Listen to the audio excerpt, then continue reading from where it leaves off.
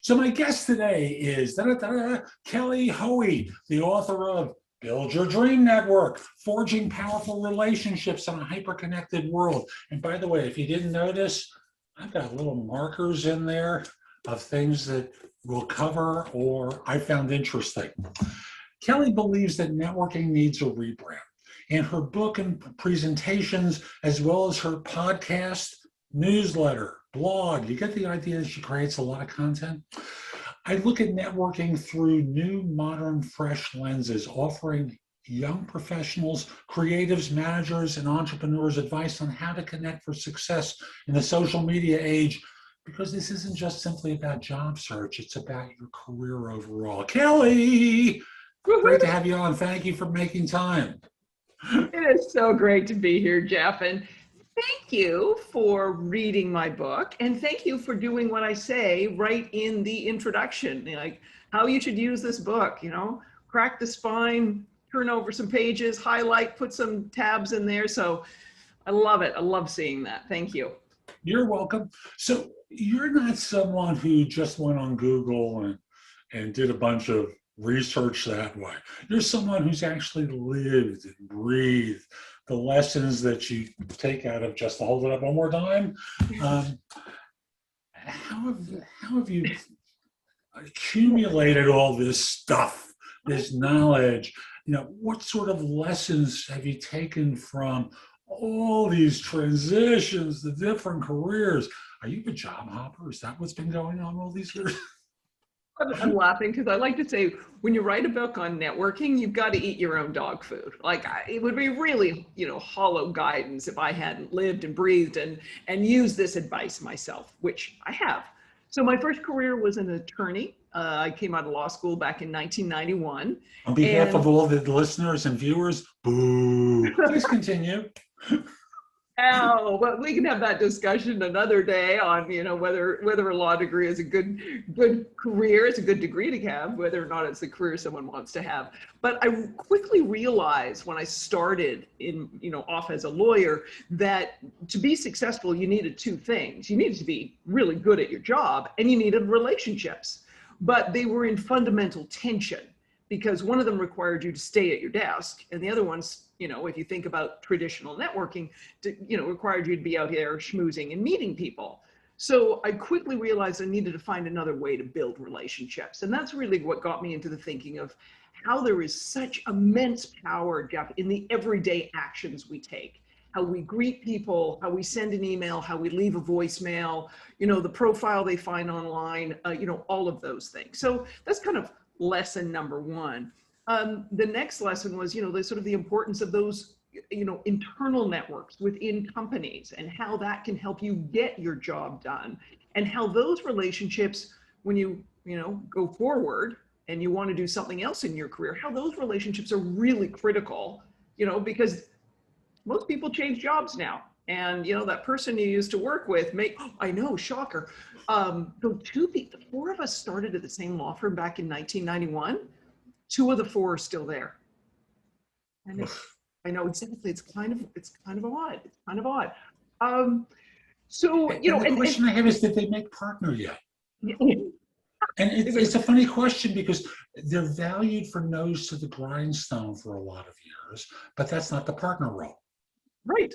This is exactly, but you need to start building the relationships and exercising that relationship building muscle before you get, tapped on the shoulder and, get handed the keys to the corporate bathroom or whatever it is that, you need to build those relationships. Also learn during, kind of that early stage, besides you need to start doing this early and realizing that as you move up the ladder, the relationships you're building, they're moving up the ladder as well. Realizing that sometimes your work does speak for itself. I ended up getting a job lead and a job opportunity to move firms because opposing counsel saw what I was capable of. So, there's another lesson in terms of your networking.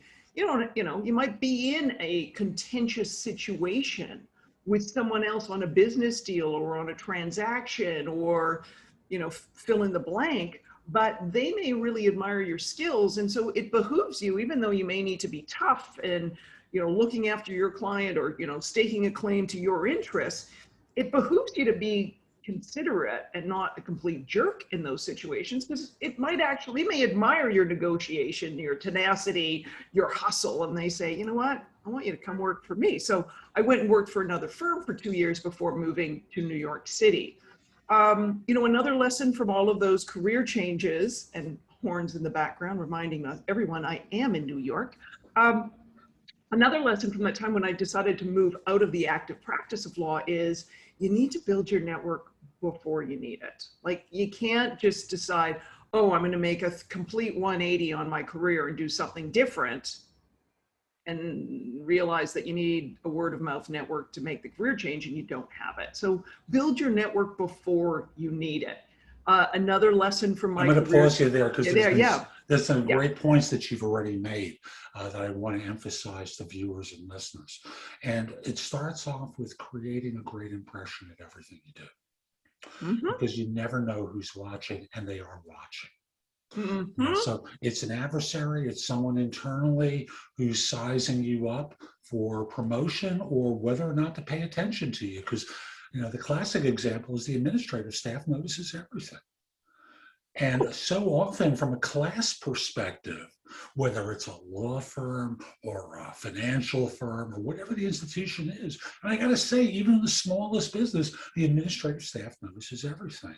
And the question is whether they're going to respect you. And these are people who will either make you or break you. Well, someone always says, how do you network with influencers? It's like, be nice to the gatekeepers. It's really simple. Whether it's in a law firm, whether it's in a big corporation, or whether it's, with startups and venture capital. I see so many people making the mistake of ignoring, the associate or the analyst, the person on the low rung of the hierarchy.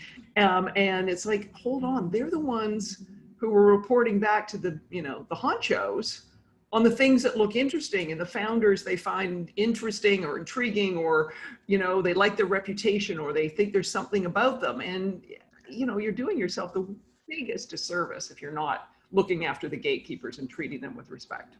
And it's interesting with voicemail these days, it's a little bit more complicated getting through, of course.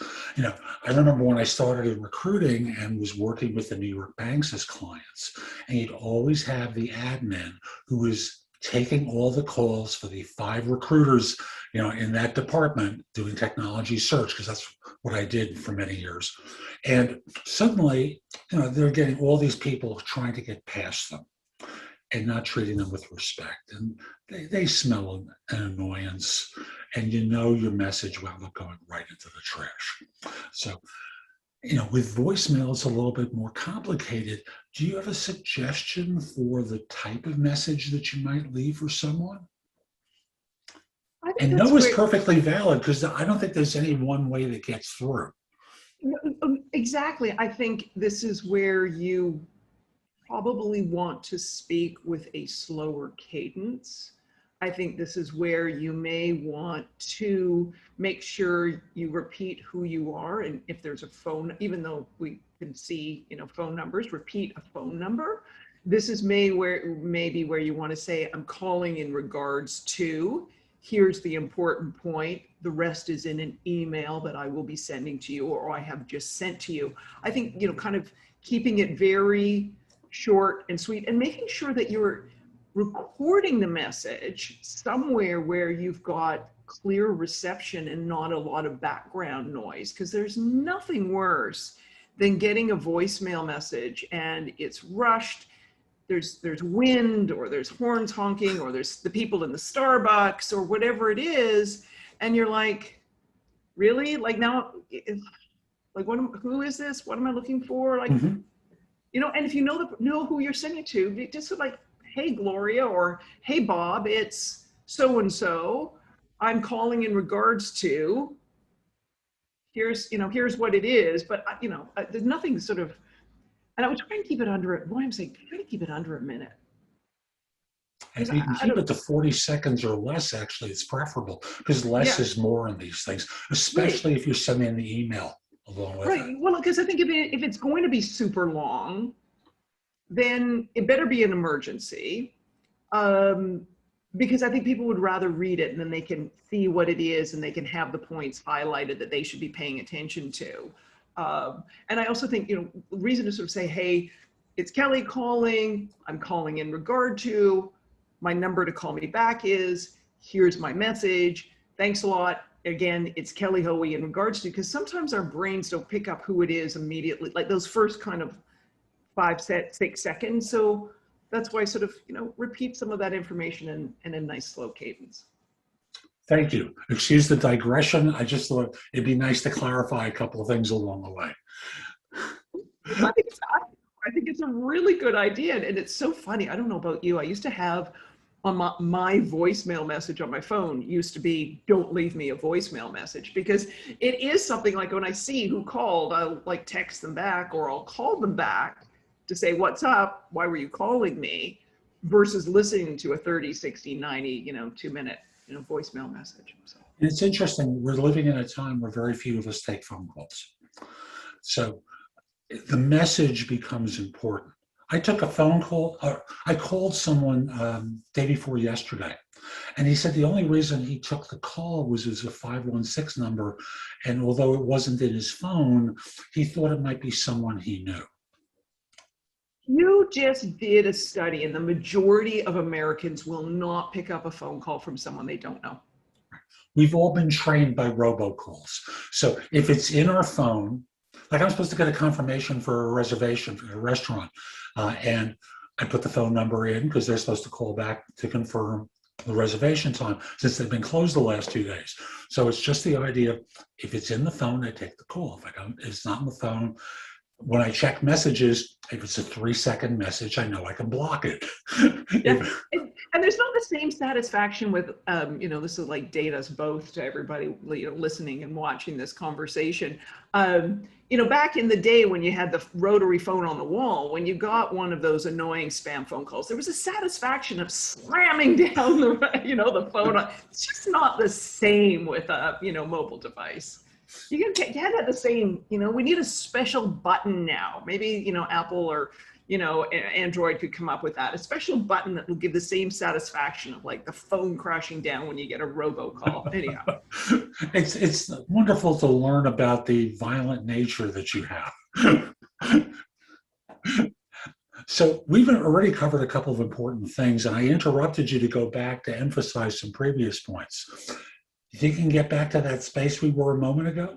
Yes, I can. I was back at the point where I was looking to make a career change, and this is actually from leaving law and then moving into a management role in a professional services firm. And when I went to make that change, I realized I had a really great network if I wanted to continue to practice law. But it didn't have a network that would allow me to expand into other things, because the role I was going in needed to have a very strong word of mouth network in a particular niche of professional development and training. And so I had to build that network. So that was kind of the lesson of, build your network before you need it. And then, a big lesson from there going forward was never to leave my career vulnerable again, to always ensure there was a vast diversity of people in different roles and different sectors and different titles and different points in their career, so that if I decided to make another crazy career pivot, I had a support network to fall upon, rather than going through what I had just been through, literally 18 months to build a network to the point that it was strong and vibrant enough to feed me and refer me opportunities.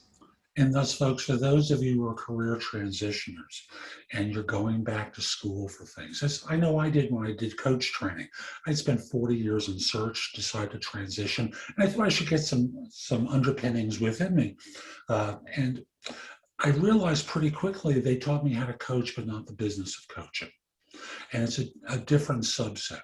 And what Kelly's speaking of here is, you may be going back to school for an MBA, but when you get out of school, what are you going to do with it, and how are you going to land that position? And all that's going to happen happens with so many people.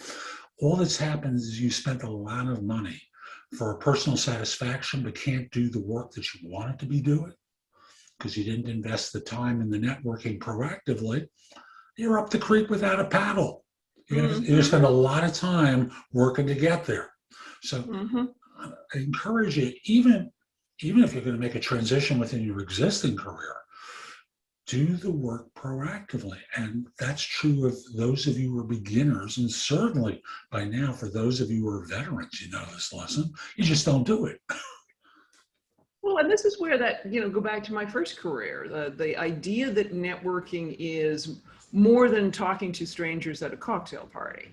Um, it is the people you already know. It's the people you worked with. It's the people that you see regularly in the community, or, your church or other place of worship, whatever it may be. All of those are part of your network and could create and fuel opportunities for you. So how are you treating those people? How are you acknowledging and being of service to them? Because those little actions every single day will add up. And I'm not saying little actions every day with everyone in your network, but sending a birthday card, having people on, a holiday card list, watching what they're posting and what their updates are on social media, remembering advice they gave you and telling them that you remember and you still apply it. Like, just continually to fuel those things will maintain connections, or in the case of people you haven't seen in a while, acknowledging something in their life will bring back that sort of that rush of warm feelings from when you worked with them before. Right. Or the relationship that you had with them before, whatever form it was. Right. And an anecdote from my life, there was a time where I sat with a number of men who were in the restaurant business in New York. And when my son was considering a career in culinary school, I introduced him to one who'd been executive chef at a great restaurant in New York. And he mentored my son for a while until pandemic. Gave him advice, took him to dinner, spent time with him because our son was back in New York and we aren't. So these relationships can take a lot of different forms. And absolutely. They need to be nurtured and watered and cultivated and weeded and tended like a garden. Exactly. And watching what they need and thinking about what you need as well. And, I really think that, so this idea of continually doing small acts is so much easier than holding on to this outdated notion that you will walk into, a cocktail party, a chamber of commerce lunch, fill in the blank with a bunch of people you don't know. And somehow someone is going to, magically appear. Right? Or there's someone who's going to, magically, sprinkle the networking fairy dust on you and all your wishes will come true. I'm like, really? I mean, no. I mean, the one time I like to say to people, I had pure networking serendipity was getting on a flight from Mexico City to Dallas. The guy next to me was a complete fearful flyer and a chatter. And I usually sit very quietly on planes. So initially I was like, oh Lord, this is going to be a long flight. He's not going to shut up. Ends up, he was a roadie for Anthrax, and he'd been on tour in South America for 4.5 months. I had the best conversation.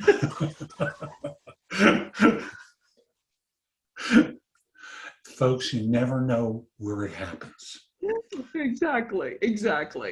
One of my favorites is a guy that I know who really taught me the power of networking. And this story was a home run for me, about a guy who was unemployed.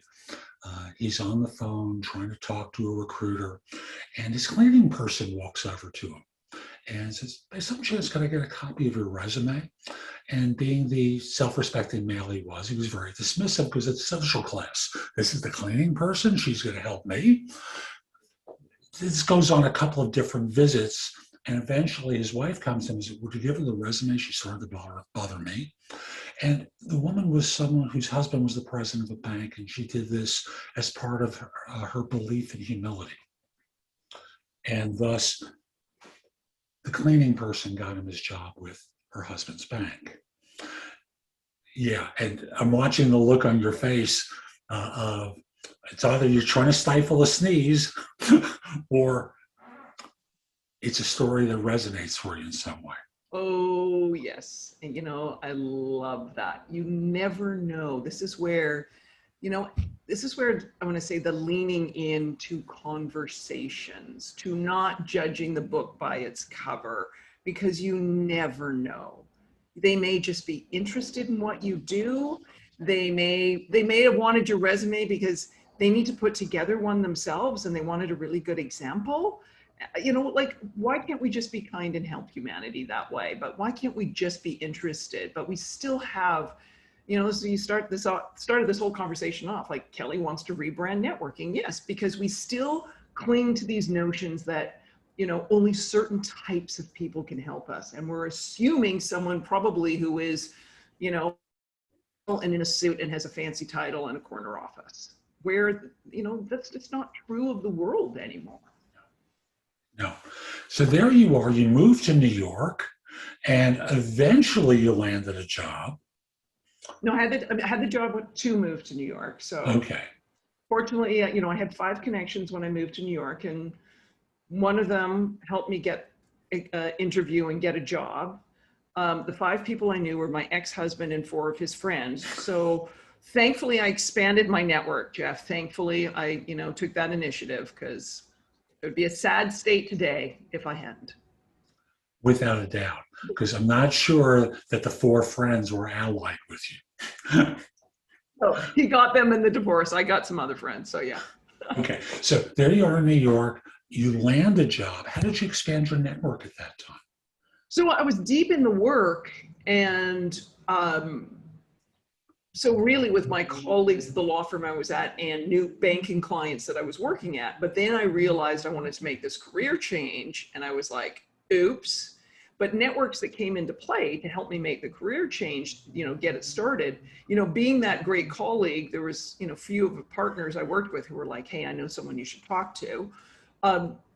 Friends, colleagues from when I worked in Toronto who had made similar career change came to my aid, and where they were like, hey, here's where you need to do this, here's where you need to do that. And then also one of the things I did was sort of in hunting around, and this is sort of as a strategy, hunting around is seeing who else had the types of jobs that I was looking to move into.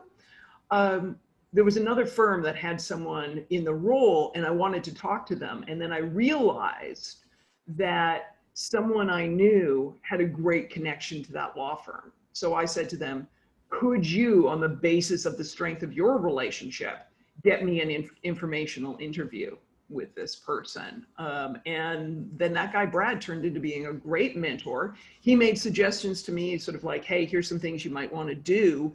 You know, sort of thinking of himself as someone who would be in a position to hire someone like me. He pointed out the gaps in my resume that someone would say, you know, there's a problem. It's nice you've been a lawyer for all these years, Kelly, but you haven't done this. So this is where I went back to NYU or went back to school, and I went to NYU's School of Continuing and Professional Studies, and got a, you know, certificate in HR management, and specifically took courses that filled in my resume gap. It also expanded my network. You know, and several of the people I took classes with continue to be, you know, in my network and, you know, friends to this day.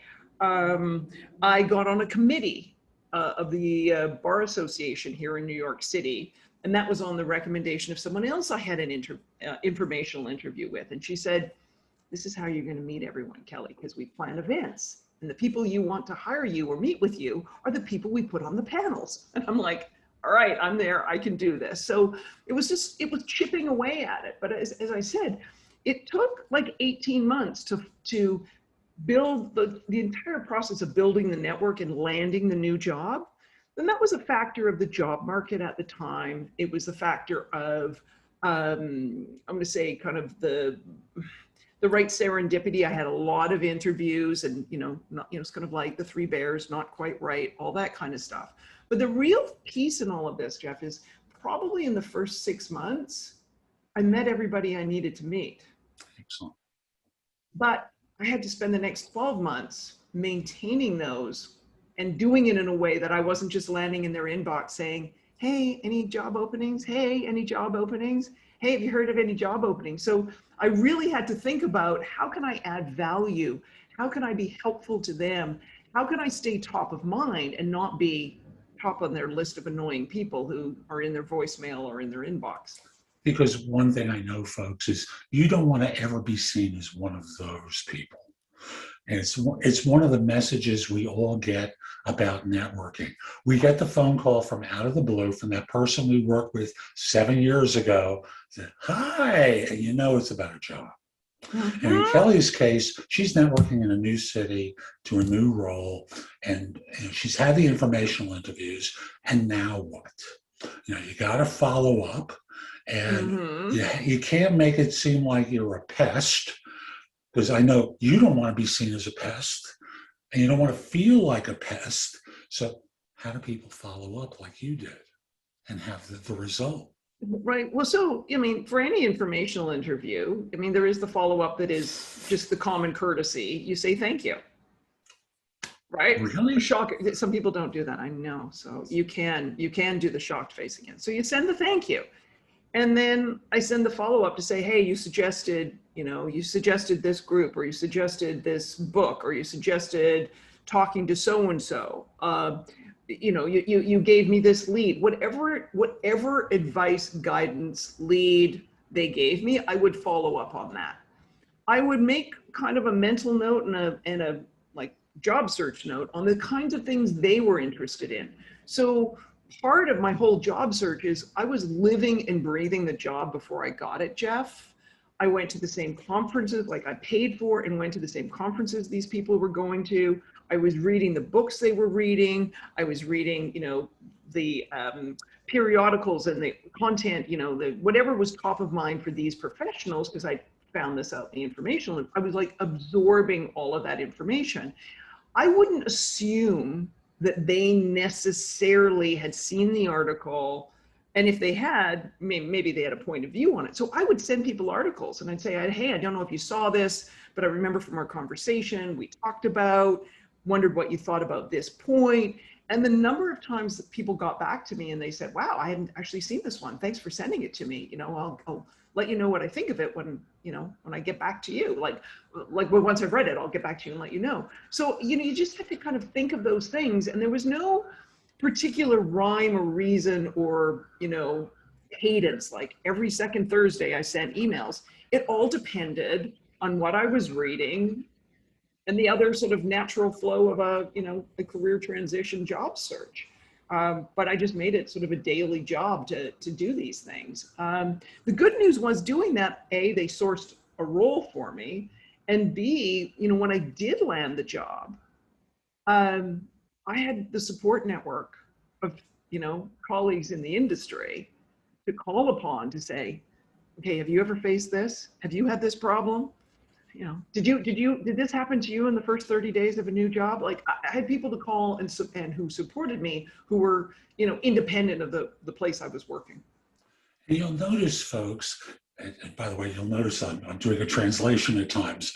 You'll notice that what Kelly's been doing is building relationships.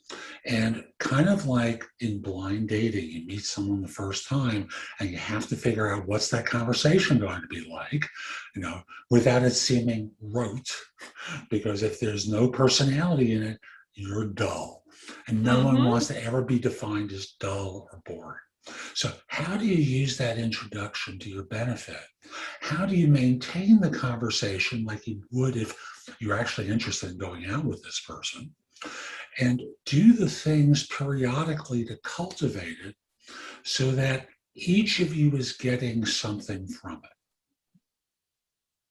And there's a lot more that you cover with, including learning the job before you are actually asked to do it. Spending the money to learn what you needed to learn in order to do it, and writing the checks to be at the conferences with the people. I said writing the checks, filling out the credit card information to go to the conferences to be with the people who were influential. Right. There was an author who was literally sort of the guru in the area I was the career area I was wanting to move into. And her book was like the one everyone was reading. And she was one of the speakers at this conference I attended. And I remember there was like the coffee area and she was grabbing her coffee before she was speaking. And I thought, you know what? And I literally had her book under my arm. And I went up to her and I said, Ida, you don't know me, but I'm a big fan of your book. I'm a lawyer in career transition looking to move into this area. I'm really looking forward to your talk. And she looked at me and she said, I'd love to follow up with you later. You know, thank you for buying my book. And do you have a card? How can I get? So that's another thing in career transition, like make sure people can find your contact information, make sure you have that visible, because I knew during the conference she was going to be too busy to sit down with little old me. But as she had also at some point made a career transition to get where she is today, she was really receptive to talking to me and talking to someone who was being so proactive, not just someone walking up going, oh my God, your book's fantastic, you know, like kind of gushing in that way. And okay, so this has got to be back in 2001, Jeff. Like Ooh, to were there this, dinosaurs then? yeah, exactly. And to this day, Ida is a friend and a mentor. So, you know. Go figure. And yeah, we've covered a lot, and I want to make sure we cover the important points for you. What haven't we spoken about yet that we really should? well, there's one quick career change that I think is an important one. You're like, yay. So this is the career change where I had the really unexpected job offer.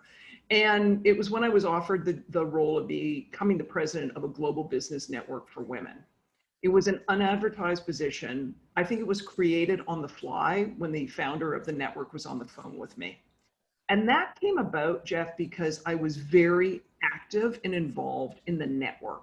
And I asked good questions and I used the tools and I contributed and I raised my hand and I volunteered.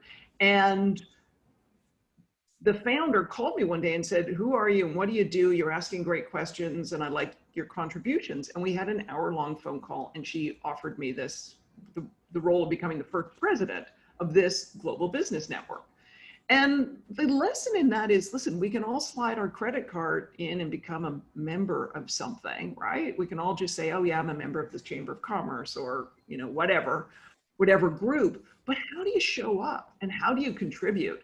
So many people think the group or the platform is going to do the work and deliver to them, rather than realizing this is your opportunity to show, you know, your skills, your talents. You know, you don't just get to say that you're a self-starter and proactive. You can show it by being active in these communities. And by being active, like very active and very visible, it was in my interest and in the interest of the community and created an opportunity for me that changed everything. It's so interesting how we're all programmed from the time we're in school to sit in the back of the class so that the teacher doesn't call on us. And then I don't know if it's that way now, I suspect it is, judging what my son told me when he was in school, but we're programmed not to be seen for fear that we make a mistake. Mm-hmm. And what happens is by playing small in the world, we wind up being small in the world. Mm-hmm. And putting yourself out and being visible in so many venues. Just in this one conversation, there are at least a half a dozen places where you've been a visible figure. And in doing so, put yourself in the position to be seen. Mm-hmm. Wait, but you show people, it's like, you know, some people ask about networking, is it who you know or what you know? And I'm like, it's who knows what you know. Like, put your talents and skills on display. Don't just say you know something. Don't just say you're good at something. Show people so that they know what to call you for, or that you may discover, you know, or hidden opportunities may discover you because of your actions, because of your questions, because of your involvement. And thus the framework of show, don't tell. The people who tell often don't really know as much as they claim to know. But the ones that are willing to put it out there proactively and share, you know, people get a taste for what you do. Like, you know, I podcast as you've done, and I'm 2,100 episodes in. And my YouTube channel has almost 7,000 videos on it. And I've written for a bunch of publications, and my blog has like 11,000 posts in it. It's insane how much content I've created. And people know me from what they've read, listened to, or seen. Because, and then they have a flavor for me, because when people hire coaches, as was the case when I did recruiting, I don't know who to trust. And I want to give people a sense that they can trust me. And being forward and putting myself out has made a huge difference, even though I'm not everyone's cup of tea. Well, but we know that with, when you're working with someone, like, in your situation being a coach, but working with anyone, it's a personal relationship. And sometimes it might be the skill set or, the unique, I want to say access someone has that you're like, I got to put up with this person. Like, I don't like them, they're hard to deal with, but here's why I've hired them. But in situations like, you're in, like I'm in, it's a relationship game. So the more someone gets to know you, so you can decide, is this going to be the right working relationship, the better it is. But it always surprises me, people who don't, even spend sort of the minimal amount of time, like even to know that you have, a blog, that you have a YouTube channel, that you have a podcast, like even the lack of awareness of that information, to sort of be able to say, wow, like you've done a lot, like I got some work to do to figure you all out. I mean, I would even respect that versus people jumping on and going, what do you mean you've got a blog, Jeff? When did that start? And you're like, really? You could spend maybe 30 seconds looking me up? And I'm LinkedIn member 7653 of the 750 million people on the platform. Kelly, this is a lot of fun, and I know we could go on for another hour. How could people find out more about you and the work that you do? The book. Yes, that's always a good place to start. And my website has got all my social links and all the good stuff there, blog posts, podcast links, social media handles, and that's jkellyhoey.co, and that's jkellyhoey.co. Thank you. And folks, we'll be back soon with more. I'm Jeff Altman, the Big Game Hunter.